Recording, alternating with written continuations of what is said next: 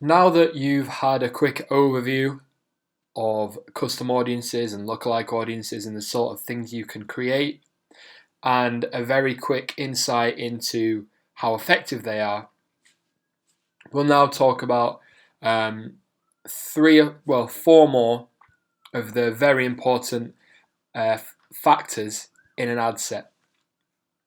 And they are locations, age, gender, and languages. Languages is very straightforward, so we'll start with that.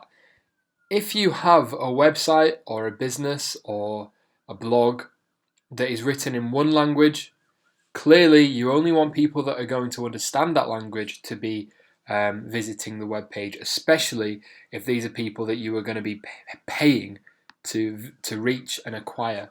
You don't want to spend money on running adverts to people that don't actually understand what your website is about. They can't actually understand your product, your service, your brand. So the easiest thing to do here is to just type in the language that you use on wherever you are running, whatever you are promoting through this advert. So if I've got an English website, or for example, this is for my Udemy Facebook ads course, which you are watching right now.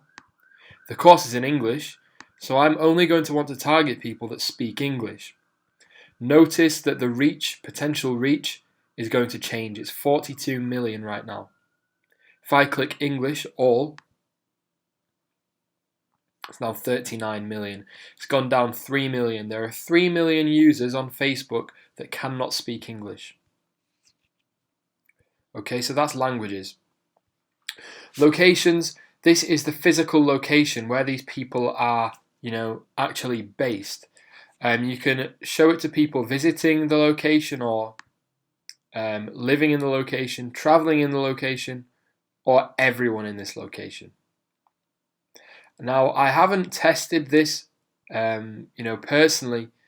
I just tend to leave it on everyone in this location. And what you do basically is just type in the location. You can target cities, you can target counties or regions, you can target countries. And also, just reading this here, you can actually target specific postal codes. That's how specific you can be in terms of location. You can also exclude places. Now, this is very, very useful because you can often find that if you run an advert, and I've done this myself, for example, if you run an advert to a whole country, say Australia, that sometimes your ad may be shown to people in places like Tasmania or the Northern Territory, and I've found that these regions, for me in particular, for one product that I promote, these regions do not convert. I've spent hundreds of pounds on ads to Australia, well, thousands of pounds on ads to Australia, hundreds of which have been spent on Tasmania and Northern Territory, and I've got nothing in return. So the best thing to do here, if you know there are specific areas you aren't interested in targeting, is to add the country, or if you're targeting worldwide, type in worldwide, and then click here, click exclude, and then type in the specific places you do not want included, you do not want to spend money on. So if I use my Australia example, type in Australia, 15 million potential reach, and I'm going to exclude Tasmania.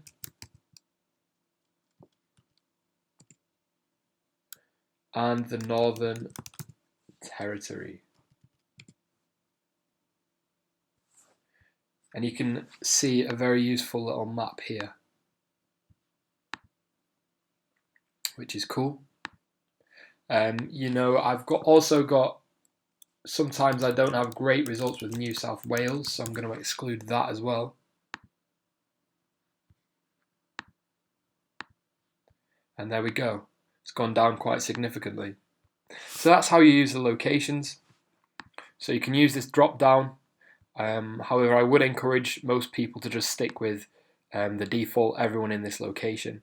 And then you decide where you're targeting, you type in the location, be it a city, country, region, whatever. If there are specific areas in this place that you've included that you'd like to exclude, just use this drop down, click exclude and type in.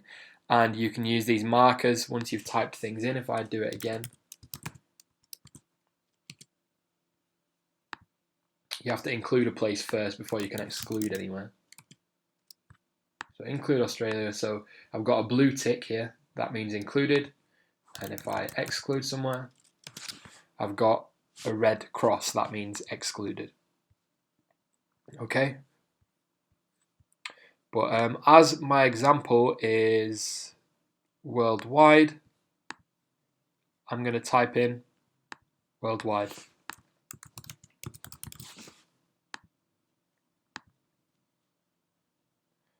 Okay. Now we come down to age, and this is very straightforward. It's just a drop down, goes from 13 to 65 plus. Now, one thing to bear in mind is if you are selling something and it requires a transaction online, most people under 18 probably are not able to purchase things online.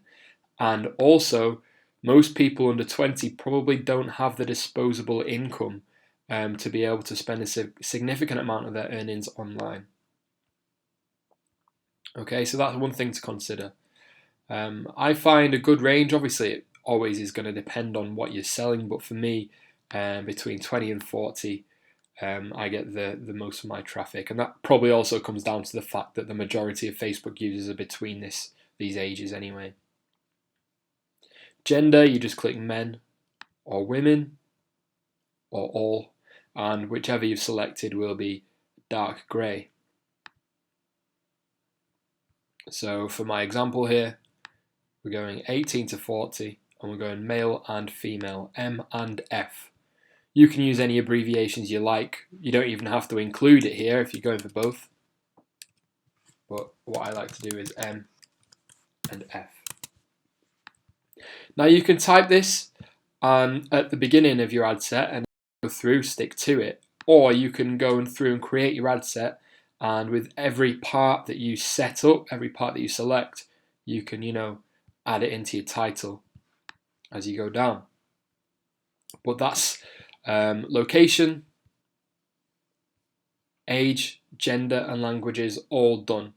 And as I said, languages is simple. Just put in the language of the web page that you're sending people to, or the language that the advert is in, perhaps.